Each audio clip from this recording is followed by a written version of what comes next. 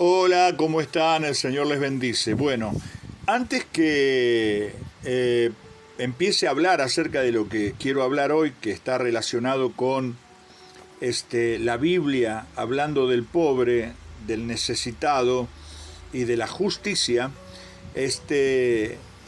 necesito explicar la foto, porque esta terminología de cabeza de termo, que me la apropio para mí mismo porque así anduve por mucho tiempo, tratando de ser obsecuente en un montón de áreas y de cosas en mi vida, Dios tuvo que tratar con mi cabeza de termo.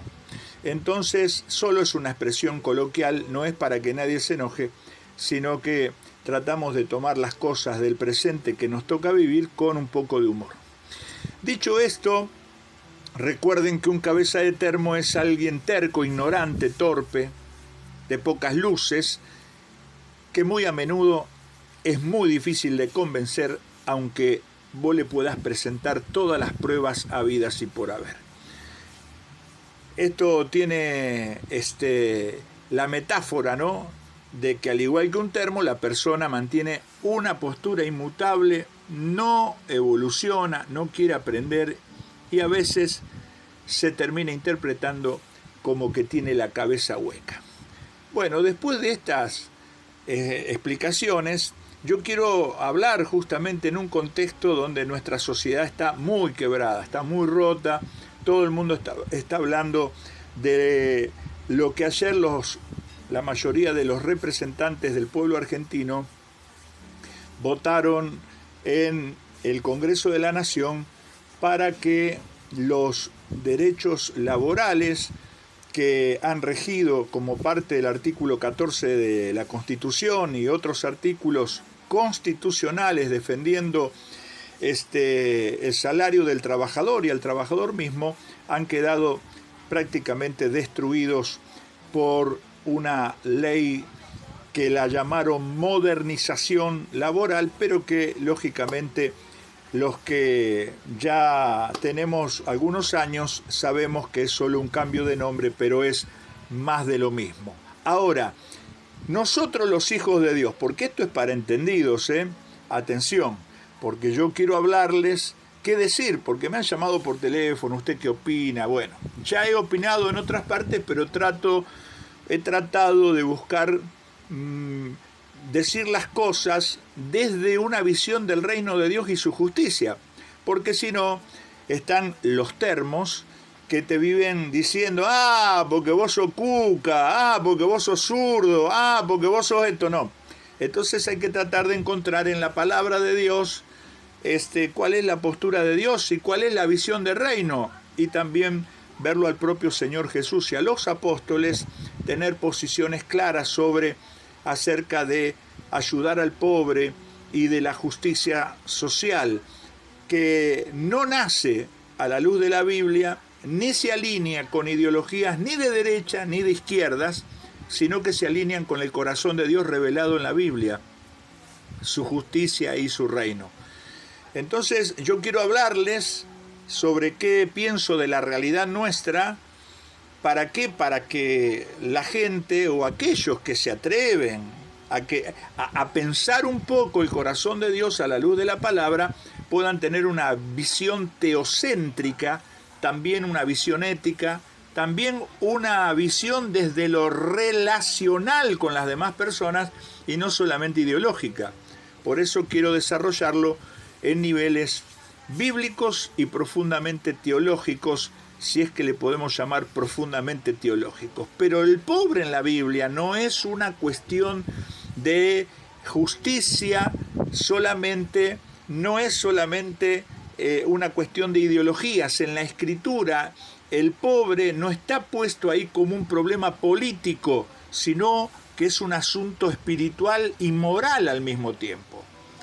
En el Talmud, en el hebreo antiguo, en la Torá, podemos encontrar que en los términos del pensamiento de los hebreos, el ani, el afligido, el oprimido, el humillado, el evión, es el necesitado, el vulnerable, el dal que es el débil, el frágil de pocos recursos, y entonces ya desde la antigüedad encontramos que el énfasis bíblico no está solo en la carencia material, sino en la vulnerabilidad relacional y social, que también se vivieron en aquellos tiempos. Por eso el Salmo 142 se dice, porque el Señor hará justicia al afligido y al menesteroso. Entonces, lo que la Biblia plantea no se trata de redistribución ideológica, sino de justicia del pacto, que para los hebreos era el mishpat, es decir, la justicia de Dios elaborada y practicada a través del pacto que había hecho su pueblo con Dios. Entonces, la ley de Moisés habló de la responsabilidad personal y comunitaria.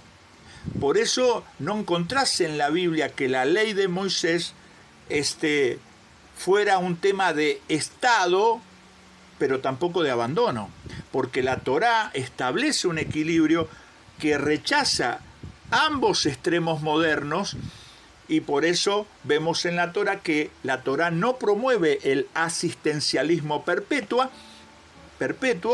y tampoco promueve la indiferencia individualista. Porque si vos ves el Levítico capítulo 19, versículo 9 al 10, cuando los israelitas cosechaban, dice, cuando siegues tu mies, cuando coseches, no segarás hasta el último rincón, lo dejarás para el pobre y el extranjero. Prácticas que en los tiempos de mi abuela se acostumbraba a hacer acá en la Argentina. ¿Por qué? Porque se pedía permiso al chacarero y te dejaban, después de que pasaba la máquina cosechadora, para que vos fueras a concuñar en el campo y pudieras hacerte de los marlitos que quedaban tirados en el campo. Yo hice ese trabajo, ni bien salí de misionero a los 22 años a un pueblito acá al sur de la provincia de Santa Fe, y no tenía para comer, y como la iglesia me había dado una bicicleta para visitar a los hermanos que vivían en el campo, muchas veces tuve que juntar bolsas llenas de espiga con maíz para después venderla por unos pesos, donde los camiones llevaban el bruto de los granos a las cerealeras para ganar unos pesos y así alimentar a mi familia, porque el cura del pueblo le decía a los feligreses que no me dieran trabajo porque yo predicaba el evangelio. Entonces, así dice la Biblia, cuando siegues tu mies, no segarás hasta el último rincón. ¿Por qué? Porque acá vos ves que Dios le está diciendo, mirá, el pobre tiene derecho a trabajar. Entonces no juntes todo, déjale algo para que vaya, no para que vos lo recojas y se lo des, sino para que el pobre vaya, trabaje, lo recoja y puedan recibir una parte de lo que vos recibís. Entonces el propietario tenía la gracia de compartir. ¿Por qué? Porque no era acapararlo todo, esa era la enseñanza de Dios. Entonces vos ves en la Biblia que no hay un Estado redistribuidor, pero sí hay una comunidad que Dios le está tratando de enseñar a ser responsable.